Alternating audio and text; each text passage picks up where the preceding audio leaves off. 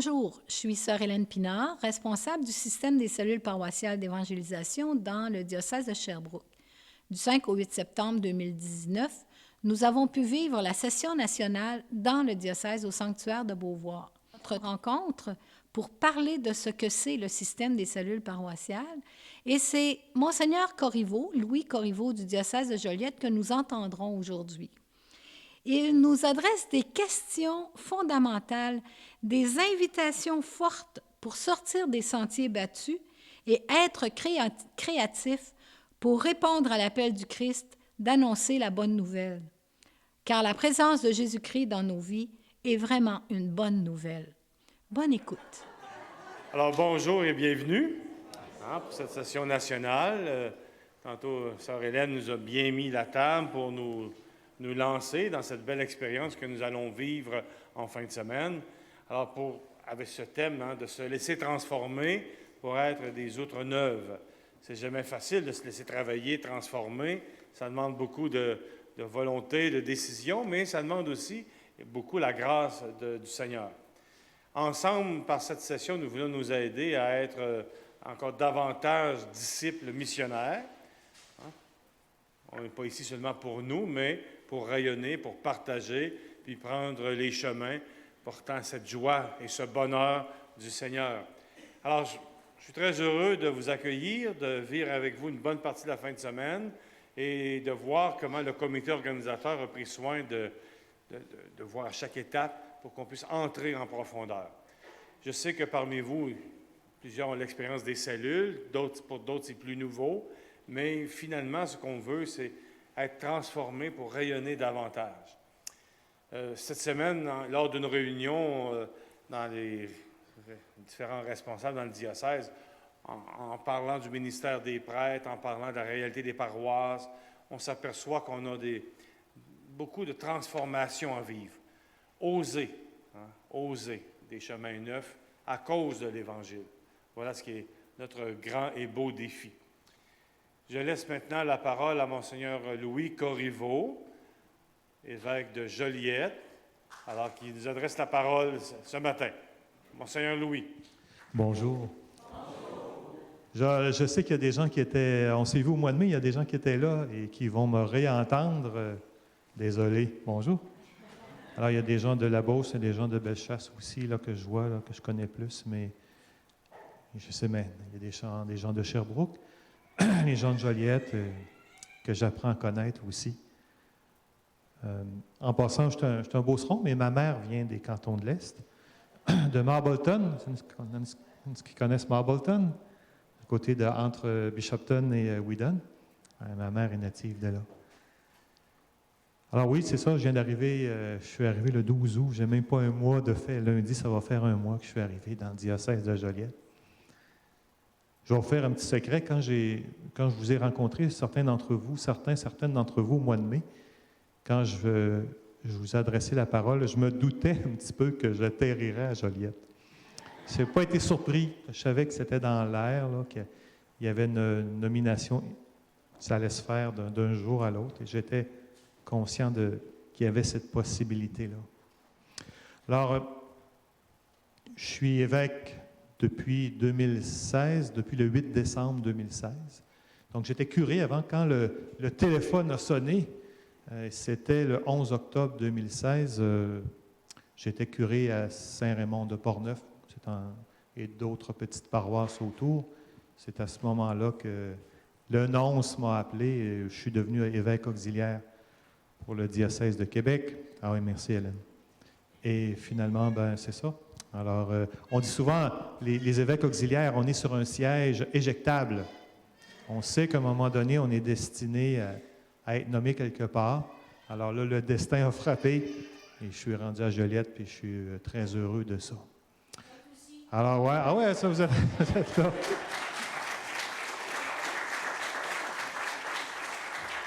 Alors, l'expérience que j'ai vécue, il y a deux choses.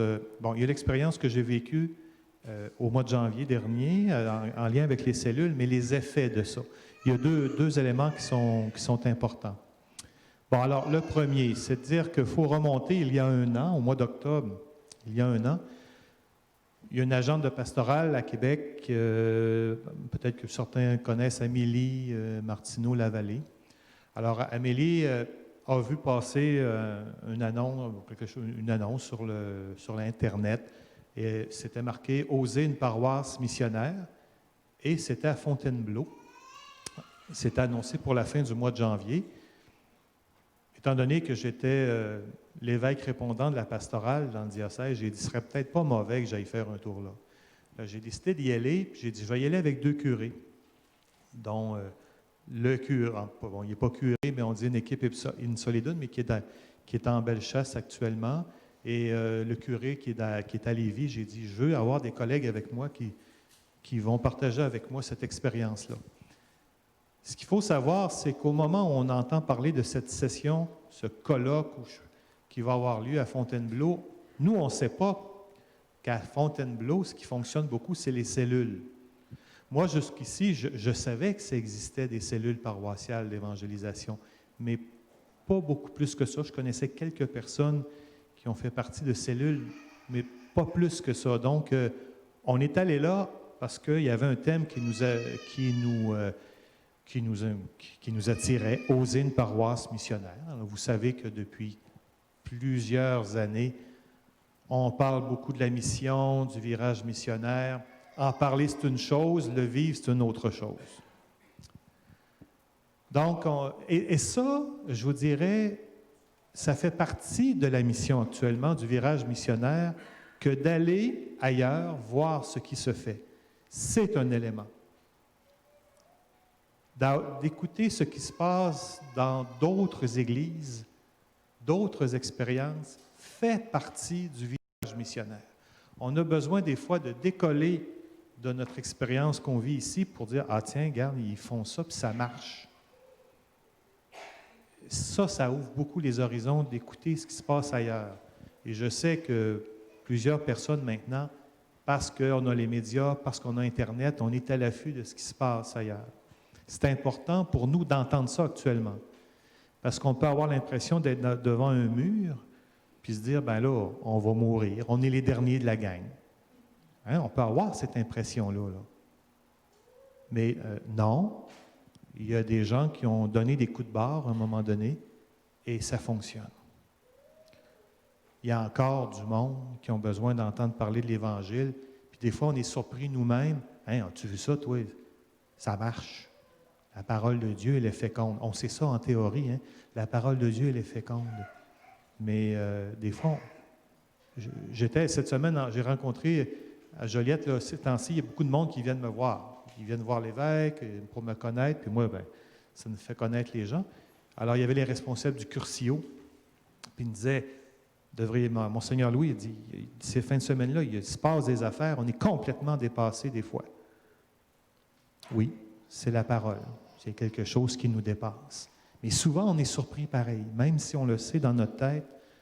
Moi, en tout cas, personnellement, je dis, « As-tu vu, ça marche. » Ça, c'est un grand défi actuellement, c'est de continuer de croire que cette parole-là, elle va toucher des gens. Elle va ressusciter les gens. C'est un grand défi pour nous actuellement, surtout au Québec, parce que quand on nous plaque les statistiques devant les yeux, c'est toujours la déprime, parce qu'on voit il faut regarder autrement. Donc, fin janvier dernier, c'est un colloque qui durait, je vois un des 2 prêtres qui venait avec moi, il arrive. Thomas, viens-t'en, je suis en train de parler de toi.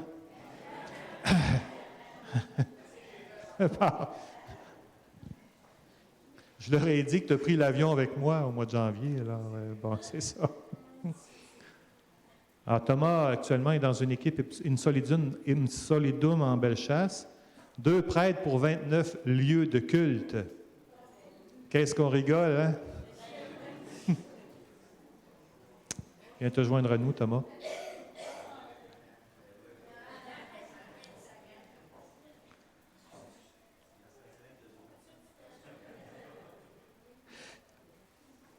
Bon, pour me rendre, avant de me rendre à Fontainebleau, là, en passant, c'est au sud de Paris, 50-60 km au sud de Paris.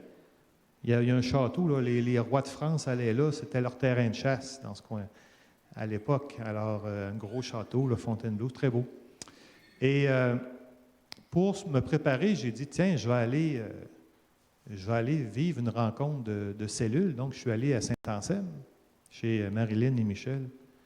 Je suis allé à Saint-Anselme pour vivre une expérience de cellules d'évangélisation. Ce qui m'a beaucoup frappé, c'est quand il y a eu l'échange, qu'est-ce que j'ai fait pour Dieu et qu'est-ce que Dieu a fait pour moi? Bon, il y a toujours l'échange. Et quand j'entendais ça, à chaque fois, il y a une cloche qui sonnait. Mon Dieu, je me disais Vatican II, les baptisés. C'était frappant pour moi. Et l'autre chose, c'est de dire, j'entendais le témoignage de personnes qui, le seul fait actuellement, qu'elles soient dans leur milieu de travail et qu'elles rayonnent par leur paix, leur calme, leur joie, ça interpelle du monde. Ça m'a tellement frappé. Et je pense que ça fait partie de l'expérience que j'ai vécue à Fontainebleau. Ça fait partie d'avoir entendu ça. Je me disais, l'Église en périphérie, ce sont les laïcs. C'est simple ce que je suis en train de vous dire. Il n'y a rien de révolutionnaire dans ce que je suis en train de vous dire. Quand on parle d'une vision, la vision pastorale, c'est qu'il y a des choses qu'on entend autrement, qu'on voit autrement. Mais pour moi, c'est clair que l'Église en périphérie, ce sont les laïcs dans leur milieu de travail qui, eux, sont en contact avec des gens qui sont distants. Et les distants, des fois, il y en a qui sont interpellés. Quand j'entendais le témoignage dans la cellule, je me disais, ils n'ont même pas eu besoin d'aller voir « Hey, connais-tu Jésus? » Non, leur seule présence interpellait les gens. Et ils se faisaient questionner, comment ça se fait, toi, que tout le monde va vers toi? Comment ça se fait que tu es calme, tu es joyeux? C'est quoi ton secret? Donc, l'expérience de ça, c'était en janvier, juste avant de partir pour Fontainebleau. Donc, à Fontainebleau, c'est un colloque qui a commencé le dimanche soir, 6 heures, jusqu'au mardi après-midi, 3-4 heures de l'après-midi. C'était pas long, c'est 2 jours. Et donc, dans ce colloque-là, il y a eu des témoignages de gens qui ont été touchés par l'expérience de l'adoration, l'expérience des cellules. Et il y avait aussi quelques personnes qui sont venues, des prêtres, qui sont venus nous entretenir sur les grands défis qu'on a à vivre pour comment changer, comment prendre le virage missionnaire. Il y a même un homme d'une firme qui s'appelle Talentéo. C'est une firme qui est spécialisée pour accompagner des prêtres et des évêques pour prendre le virage missionnaire. Ça s'appelle Talentéo. Je ne sais pas si tu te souviens, Thomas, de ce monsieur Olivier Pelot, je pense qu'il s'appelle. Je trouvais ça extrêmement intéressant aussi. Donc, le lundi soir, bon, nous étions dans une salle, c'était une salle municipale de Fontainebleau. Et le soir, on n'était pas les 140 personnes ensemble, nous étions divisés, nous étions dans nos familles d'accueil et il y avait ce soir-là une rencontre de cellules là, régulière. Ce soir-là, l'Évangile, c'était celui de l'aveugle, pas l'aveugle-né de Saint-Jean, mais Bartimée, sur le bord de la route de Jéricho. Et donc, comme d'habitude, là, l'échange autour de la parole. C'est à la fin de cette rencontre-là que Élisabeth, il y en a qui la connaissent, Élisabeth Cotin a dit « Bon, est-ce qu'il y a quelqu'un qui aurait une grâce à demander suite à cet échange? » Alors moi, un peu candidement, j'ai dit « Ben oui. » J'ai levé la main, j'ai dit « Oui, Monseigneur Louis a une grâce à demander. » J'ai dit « Oui. » J'ai dit « Moi, j'aimerais ça mieux voir. » Puisqu'on a médité, on a médité cette rencontre de Jésus qui dit « Que veux-tu que je fasse pour toi, Seigneur, que je recouvre la vue? » Évidemment, moi, quand je disais « J'aimerais ça mieux voir », c'est dans le sens de d'un évêque qui se dit, ben où est-ce qu'on s'en va là, comme Église? C'est ça, là, c'est dans ce sens-là. J'aimerais ça mieux voir. Ah, ben très bien. Alors, ils sont venus autour de moi, là. Ils ont prié sur moi. Fin de la rencontre.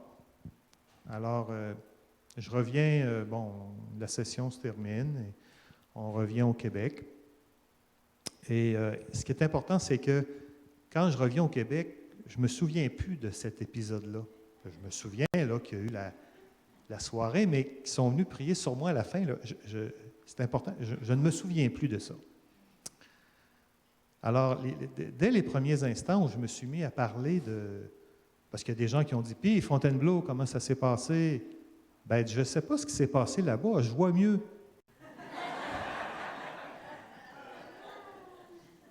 Il y a quelque chose de plus clair au niveau de la vision pastorale, je vois mieux.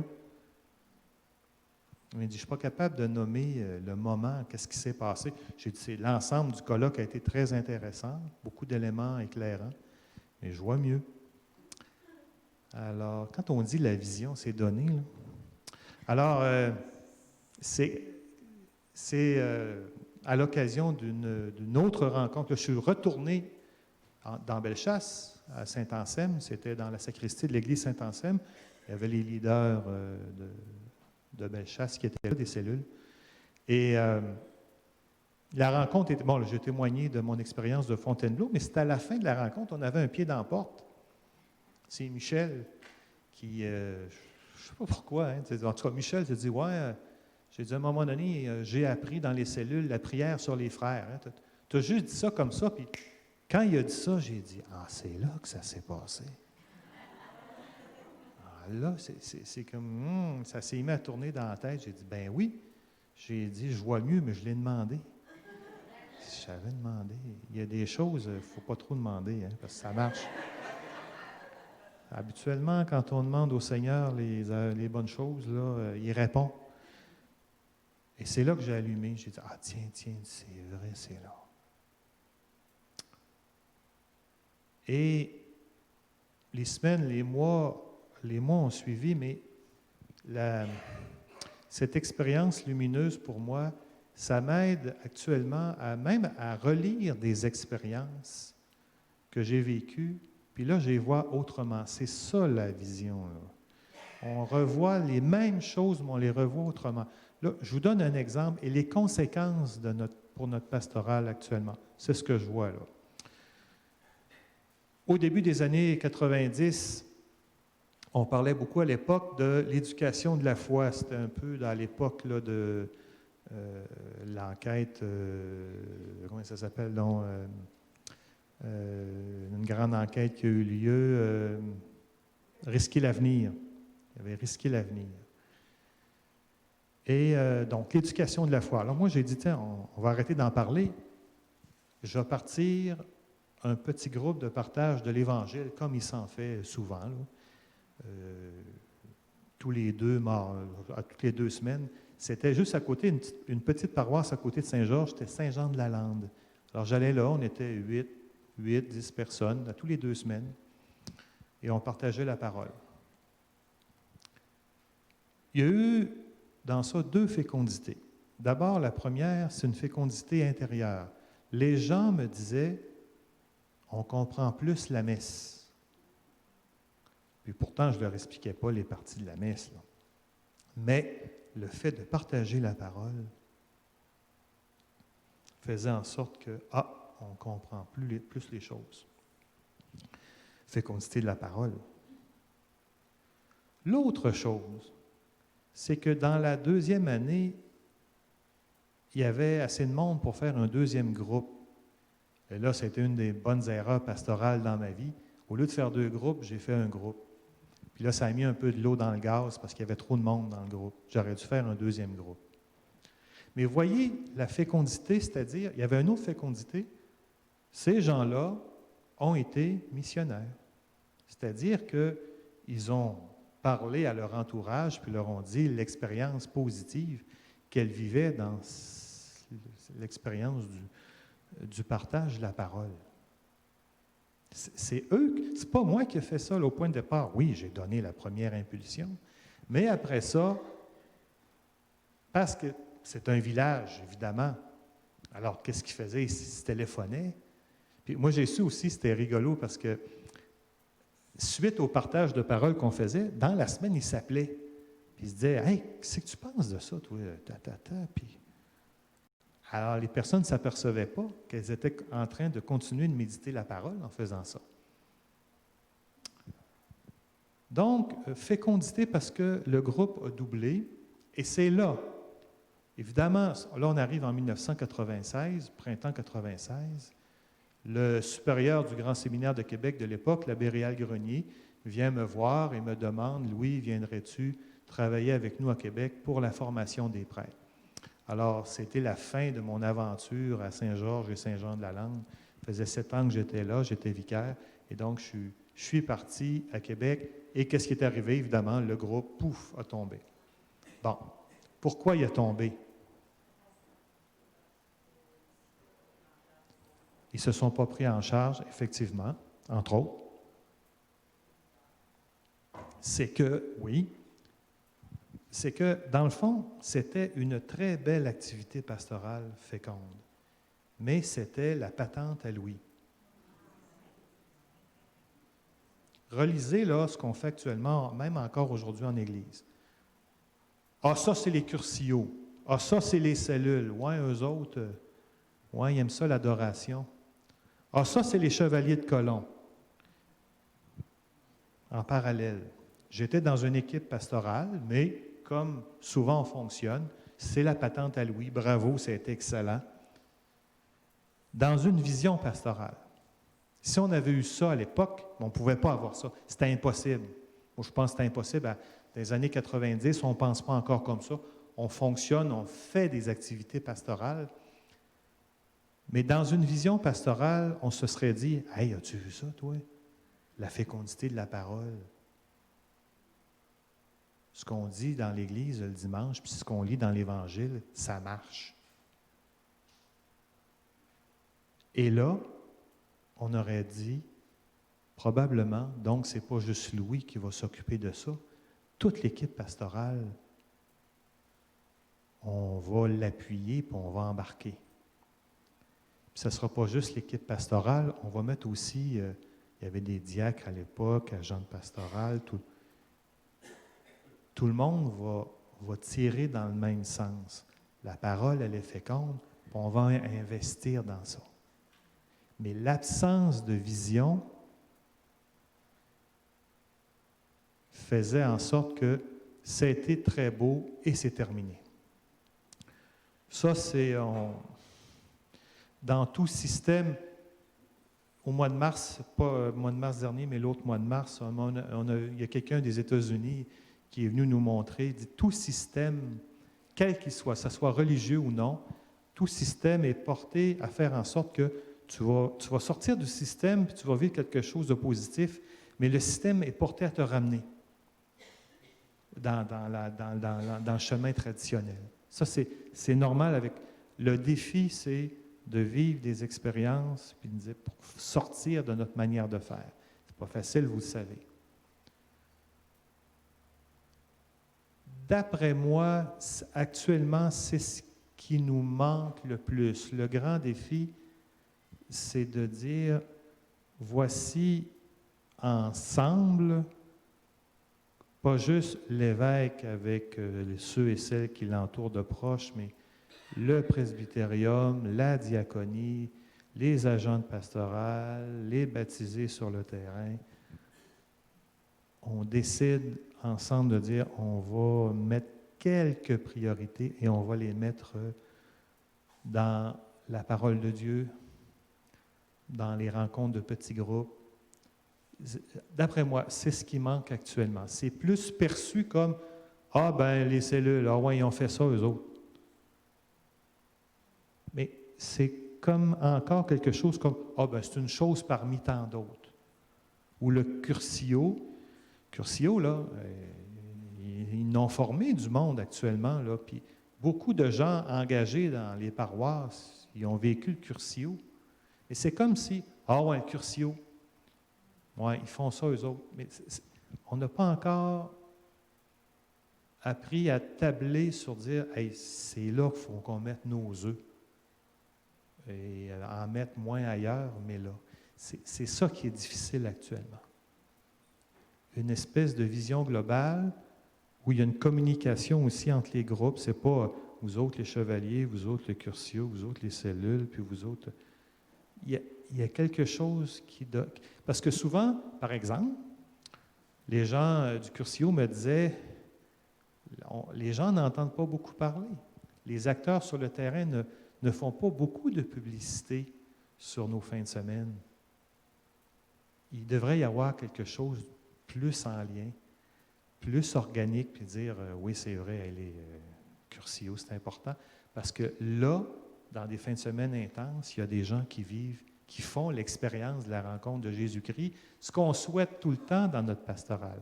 Il y a des lieux actuellement qui existent. Et c'est comme si, ouais, eux autres. C'est plus.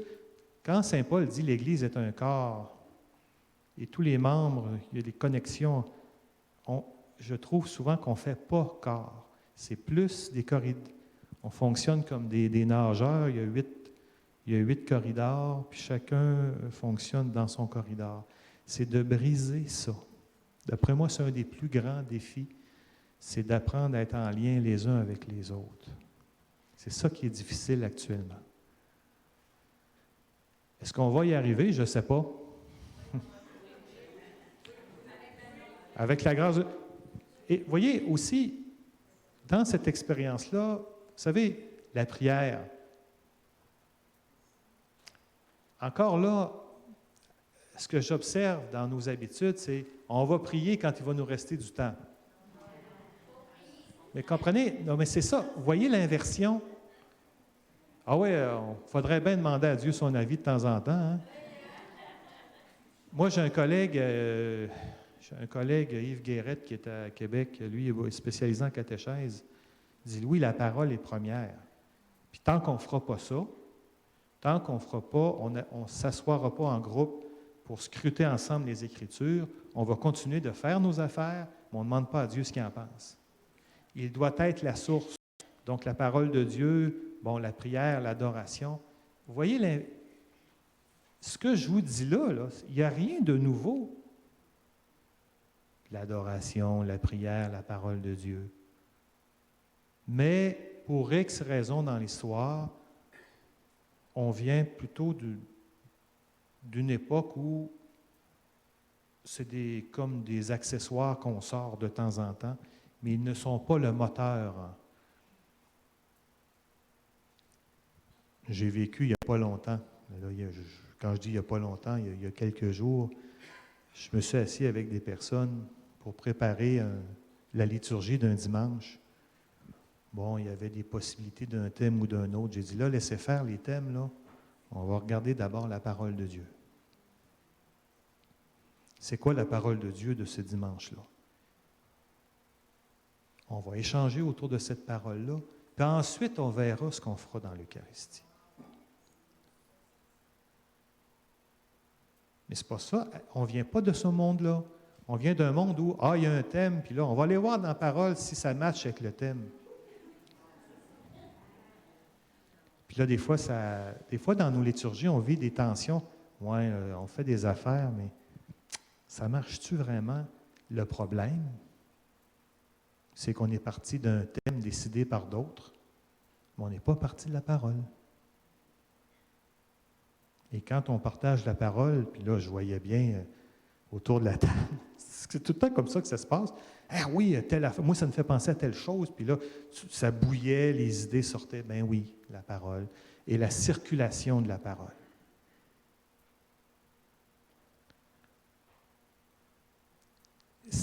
Quand on dit là, les changements, là, les éléments de la recette, on les a, c'est juste qu'il faut que ça devienne premier. On n'a pas cette habitude-là. Il y a quand même des coups de barre qui ont été donnés dans les dernières décennies. Vatican II, on a eu un synode sur la parole de Dieu. Bon.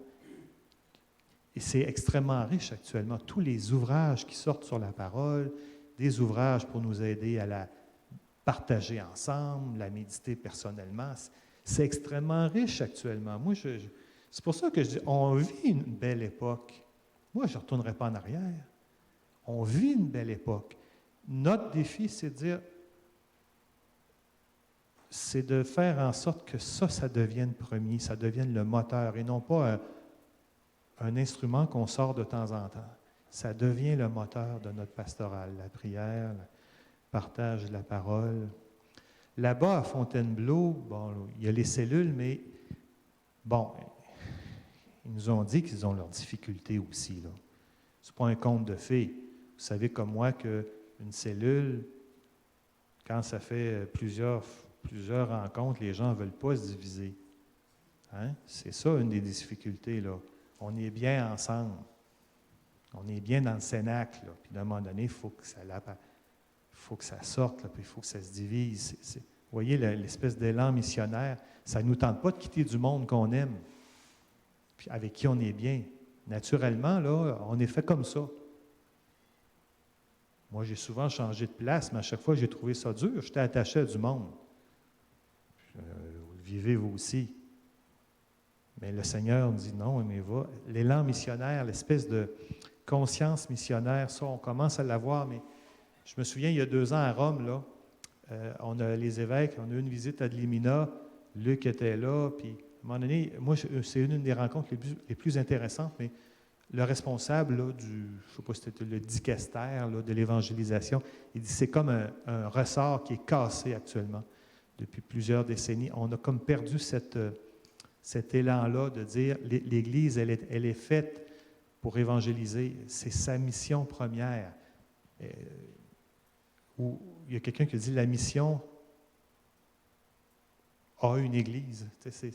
C'est l'ADN. On est fait pour ça, mais nous, on arrive d'une époque où on s'est installé. Puis là, ben, l'installation est devenue trop lourde. Hein?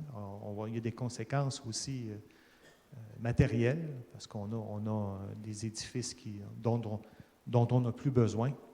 Alors, ça fait partie des lourdeurs. Bon, mais à Fontainebleau, alors, ils ont constaté que ce n'est pas toujours facile là, d'aller chercher du monde, bien qu'il y a des gens qui réussissent à dire « Viendrais-tu te joindre à nous? » Pour casser ça, ils ont dit, ça a commencé avec le temps de l'Avent, et on dit on va offrir à des gens la possibilité de faire partie d'un petit groupe pendant 4 rencontres avant Noël. Ils ont un kit là, près d'avance, là, et c'est des rencontres très, très, très simples, parce qu'on invite du monde qui n'ont pas l'habitude. Ça, j'ai trouvé ça intéressant. Vous savez, le temps de Noël, dire à quelqu'un, aimerais-tu te préparer à Noël autrement? Il y a quand même un terrain favorable. Et ce que j'ai vu là-bas, ce que j'ai compris, c'est que l'expérience que les gens, quand ils disent, « Ah, OK, j'ai embarqué dans un petit groupe », les gens font l'expérience de la fraternité. Actuellement, on est dans un monde, on le dit, là, il y a l'anonymat, l'individualisme. Ils font une expérience de la fraternité, c'est chaleureux. Et des fois, ça donne le goût d'aller plus loin. Le monsieur de Talentéo, la firme pour nous aider à prendre le leadership, le virage, nous expliquait que c'est comme ça que souvent que ça fonctionne dans un groupe. Ça commence par l'expérience de la fraternité. Et là, le défi, c'est de faire franchir des seuils à ces personnes-là. Ça commence par la fraternité, ensuite l'Évangile, l'expérience de connaître Jésus-Christ, et finalement, il y a un autre, le dernier seuil, c'est de dire, bon ben moi, c'est quoi mon charisme? Qu'est-ce que je peux donner à cette Église-là? Faire franchir des seuils dans un groupe. Et il nous expliquait que le mot seuil, ça vient du mot lead, L-E-I-T-H, qui a donné le mot leader. Donc, un leader, c'est quelqu'un qui fait franchir des seuils. C'est franchir des seuils, le leadership. Alors, autrefois, il dit, c'était pas ça. Autrefois, c'est dire, apprends à connaître Jésus-Christ, puis ça va finir en fraternité. Là, il dit, c'est l'inverse actuellement. Parce que les gens font l'expérience de la fraternité, ça goûte bon, c'est fun, on est ensemble, j'aimerais ça en faire d'autres. Et finalement, à partir de là, il y en a qui franchissent d'autres seuils. Il y en a d'autres qui disent, non, moi, ça a été 4 semaines, c'est correct, pas plus que ça. Mais il y en a d'autres qui vont plus loin. Je sais aussi que, suite à cette expérience du temps de l'Avent, ils ont répété avec le carême. Hein, Thomas, on se souvient. Donc, ils disent, on va refaire ça au carême. Des temps favorables. Ce qui est intéressant aussi, c'est que c'est en lien avec les temps forts, les temps liturgiques. Ce sont des temps favorables dans l'année où il y a des gens qui sont disposés plus que d'habitude à dire, ah tiens, ouais, c'est vrai, me préparer à Pâques, préparer à Noël, pourquoi pas? Des petits groupes dans lesquels la parole de Dieu circule. Moi, c'est ce que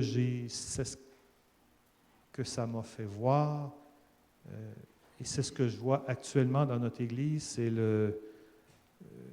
la parole de Dieu, la prière, bon, puis faire en sorte qu'on décide ensemble, pas juste 2, 3, là, mais que la vision, on a une vision commune, on dit, on s'en va là, et on met nos œufs dans ça.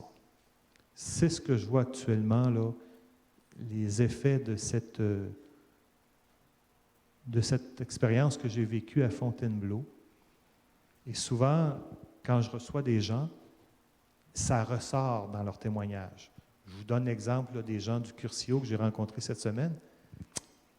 Je leur ai dit, ben oui, puis je parlerai des chevaliers de colon, ça sera la même affaire. Ah oui, un chevalier de colon. Moi, je vais vous dire, à Saint-Raymond-de-Portneuf, les chevaliers de colon, je suis rentré dans le conseil, là, je suis devenu chevalier. Ben, il y a des projets que j'ai réussi à réaliser à cause des chevaliers. C'est pas, ah ouais, la gang des chevaliers. Non, non, regarde, je vais rentrer je vais être en communion avec ces gens-là parce qu'ils n'ont pour but que de nous soutenir. Ils sont contents quand on leur demande. Ça, c'est ça actuellement qu'il faut travailler ces liens-là entre nous. Il faut cesser d'être en parallèle et qu'on soit de plus en plus en communion. La vision d'une Église qui est un corps. Vous allez voir dans la parole de Dieu, tout à l'heure, première lecture qu'on va entendre, il est la tête du corps, la tête de l'Église. Alors, quand on dit là, la vision, là, ça nous fait revoir même des textes de la liturgie.